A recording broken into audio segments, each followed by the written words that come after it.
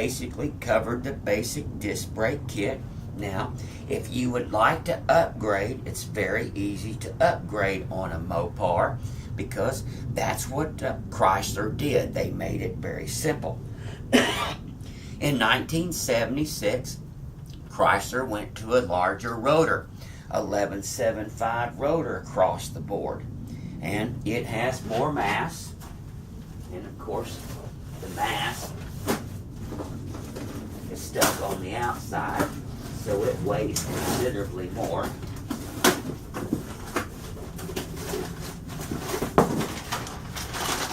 Here's an 1175 rotor. You can walk into any auto parts store and buy these also. Just tell them you want to buy a rotor for a 1978 Cordova, be fine. And here you go. You've got this much bigger rotor. You can see it. Its mass is about 20% more or 25% more depending on the brand that you buy. You have to remember something, the basics about brakes. Really what it comes down to is brake systems convert kinetic energy, energy of motion, into thermal energy. So, the bigger the heat sink, the more mass that you have, the more heat that it can soak up, and the better that your brakes will work. Even though the diameter is not that much bigger, it's all applied to the outside, and that's where your big increase in mass comes in. So, in order to run these much bigger rotors, Chrysler was very smart. All you have to do is change one part. You change this small caliper bracket.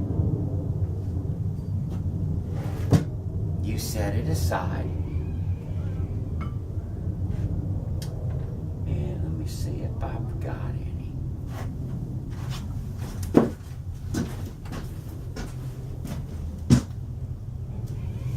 Yes.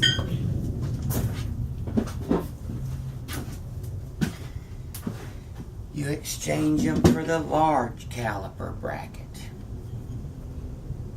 So, all you have to do is change one piece and one piece only. It is literally that simple. That's the way the Chrysler engineers designed it. All this caliper bracket does is move this caliper out a little bit farther from the spindle so that you can run the larger rotors. They're actually pretty smart guys, and they actually kept it really simple. Once again, to run the large rotors on a factory kit, set those things aside, bolt these on that I can supply you with,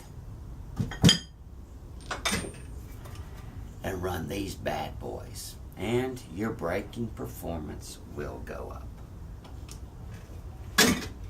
Now, if you would like to step up from the sliding caliper system and the large rotors, there is another upgrade that you can do.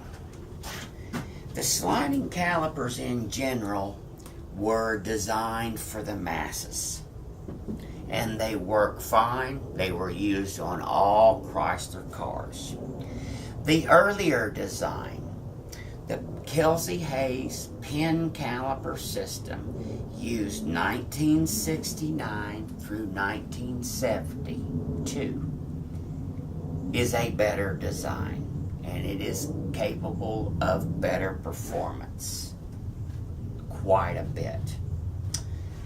Some unique things. The sliding calipers, they slide back on these 2L machine ways. Not a whole lot of contact surface area. It's a very simple design, but that's how they slide back and forth. some people, when they've been setting up and getting rusted and haven't been driven for a long time, they complain about sliding calipers locking up or not moving smoothly, and that can be a factor, especially if it's been sitting up a long time. What most people don't understand is the pin caliper system, the earlier design, 69 through 72, it has these 4 large machined ways, which means a lot of contact area. And on top of that, they have these guide pins that help align the caliper as it is going back and forth. And they are notorious for being very smooth and working very well. If you notice, new modern calipers use guide pins, especially on high performance cars. Yes. And design anything new. So, here's your pin caliper bracket, and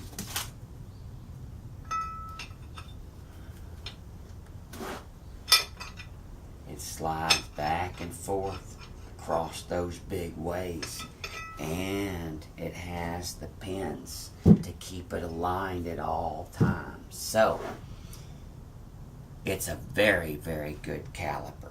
The other thing on top of that is the pin caliper design.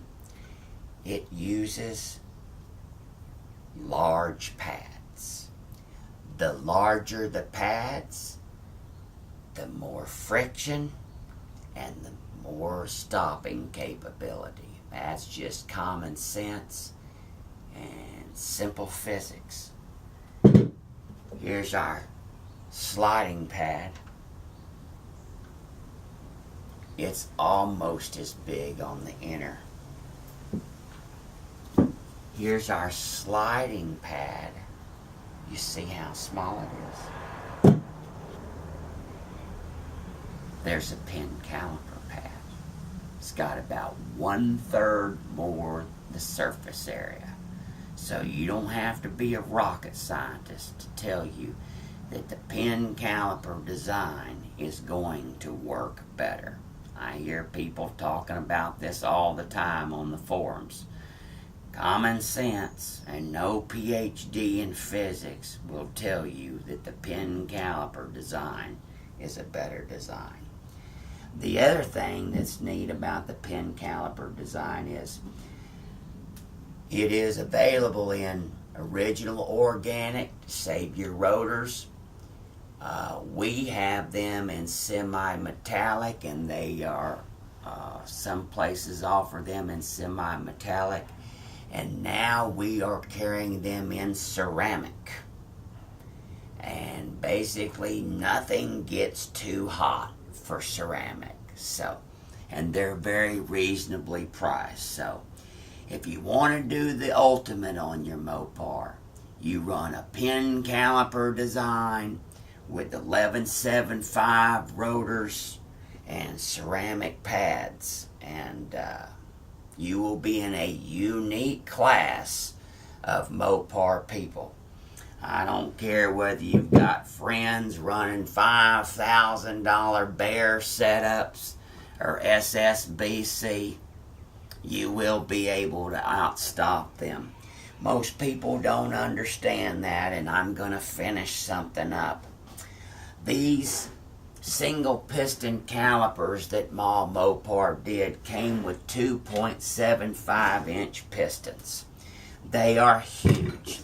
When you do the math, such as Andy Finkerbinder did in his famous B-Body book, a great book, we come up with a surface area, a piston surface area of 5.95 inches.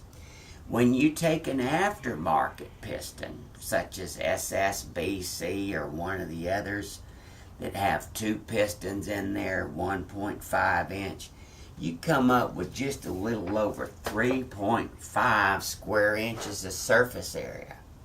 Voila. Here's the mind blower for you folks. There is no piston caliper combo on the market for Mopars that exerts more force than the 70, 71, and 72 pin caliper. Once again, there is no caliper on the market that exerts more force and has more power than the original Kelsey Hayes caliper. Now you go figure that. Now I have been told that there's a brand new one out.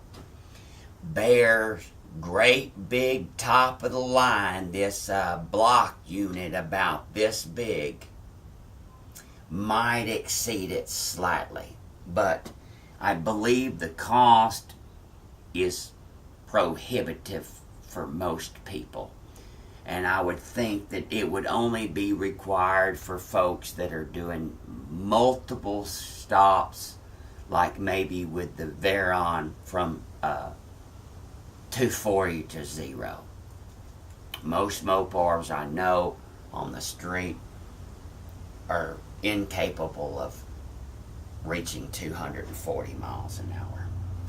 Anyway, my friend, that's going to be my class for today. I hope it was very beneficial. Going to post this on my web. There's very helpful videos there. theramman.com. By the 5th letter it should pull up. I have very helpful videos. Not much inventory there. I beg people to call us because we don't have time to keep up with that. I've been told that what's listed on the web and eBay is less than 2 or 3% of our total inventory. Or give me a call, my friends. 817-691-5996. I hope I helped you. Just explain what it's all about. Haven't told you what to buy, just told you what the facts are. If you know the correct facts, most of you can make an intelligent, correct decision based on your circumstances. God bless you. Love all my Mopar brothers. You have a great day.